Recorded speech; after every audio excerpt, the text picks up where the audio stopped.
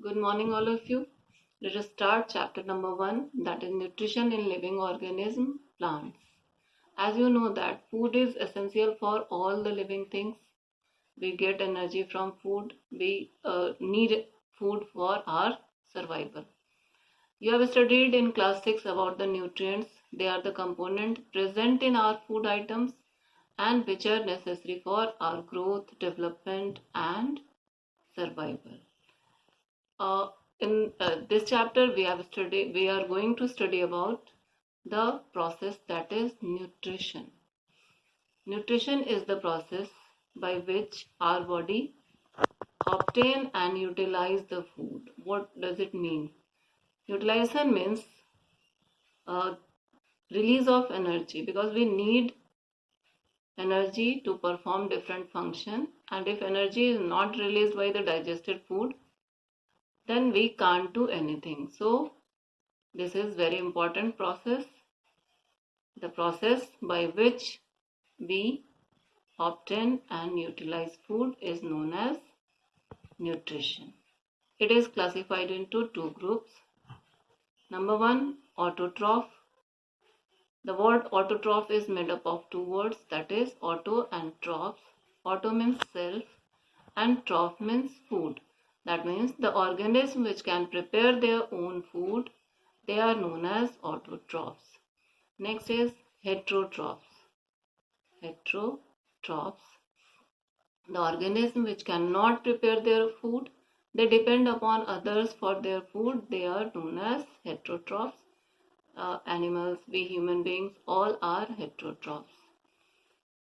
Heterotrophic nutrition is further classified into three groups. Then parasitic nutrition, saprophytic nutrition and holozoic nutrition.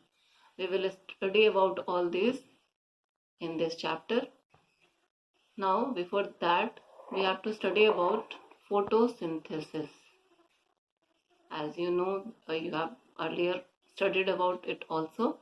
Photosynthesis is the process by which green plants prepare their food.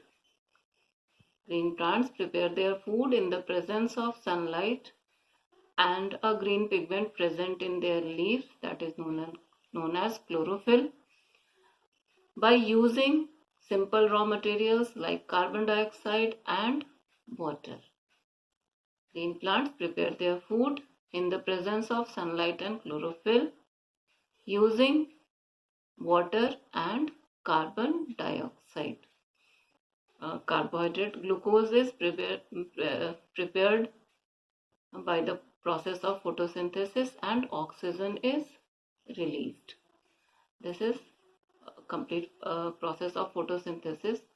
But now we will study about the materials which require for the process of photosynthesis, from where the green plants have these materials. The raw materials, water and minerals. As you know that the root of plants absorb water and minerals from the soil, and that water and mineral is transported from roots to different parts of the plant, especially to leaves, through a network of tubes which is known as xylem. Xylem transports water and mineral from root to different parts of plants. In this way, water and minerals transported to leaves. The next is carbon dioxide. Carbon dioxide is present in atmosphere and it enters into leaf through the tiny openings, that is known as stomata. It is present on the surface of leaves, and through that exchange of gases takes place. That means carbon dioxide enters into the leaf and oxygen is released through these pores. These pores, that means stomata, are protected by cells which are known as guard cells. The third thing is sunlight. Plants take sunlight from sun, but it is trapped by the chlorophyll which is present in the leaves of plant. That means sunlight is trapped by the leaves due to the presence of chlorophyll in it, and that is used in the process of photosynthesis. Next is chlorophyll. As you know that the green pigment present in the leaves of plant is known as chlorophyll. Chlorophyll has the capacity to trap the light of sun, and in this way it helps in the process of photosynthesis. Students, photosynthesis is known as a unique process because plants prepare their food by this process, and other organisms depend upon plants for their food. Therefore, food by the process of photosynthesis, and other organisms depend upon plants for their food. Oxygen is released during this process, and it is taken in by all the living organisms during the process of respiration. It is known to you all that without oxygen we cannot survive.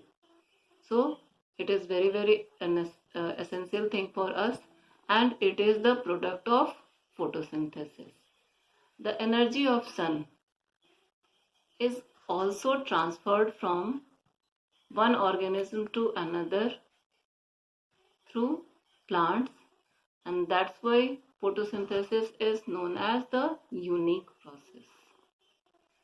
Now the next topic is products of photosynthesis.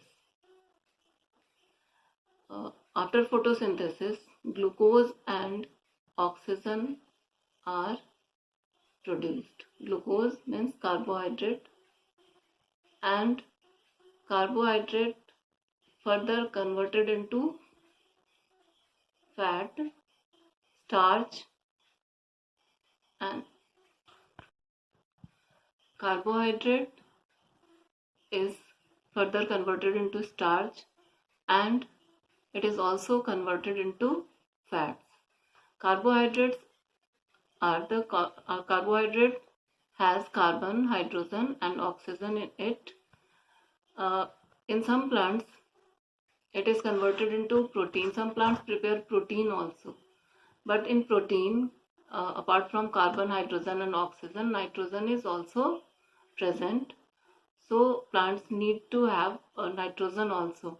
Nitrogen is present in the atmosphere, but plant cannot absorb it.